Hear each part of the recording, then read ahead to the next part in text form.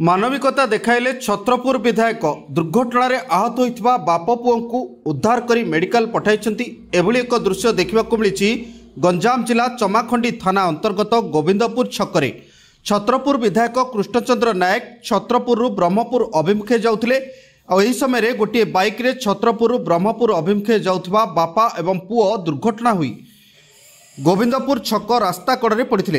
यह देखि विधायक निजे गाड़ी ओह्ल पड़ते। निकटरे थिबा जातीय राजपथ पेट्रोलिंग गाड़ी रे आहत बापा एवं पुओ को ब्रह्मपुर एमकेसीजी मेडिकल को चिकित्सा निमंते पठाइथिले। उभय बापा और पुओं शरीर विभिन्न स्थान में क्षत होइथिबा जଣାपड़ी। तेबे विधायकों एभली कार्य को नहीं विभिन्न महल रे प्रशंसा करा जायछि। गंजाम छत्रपुर प्रशांत कुमार महाराणा रिपोर्ट तेज ओडिशा।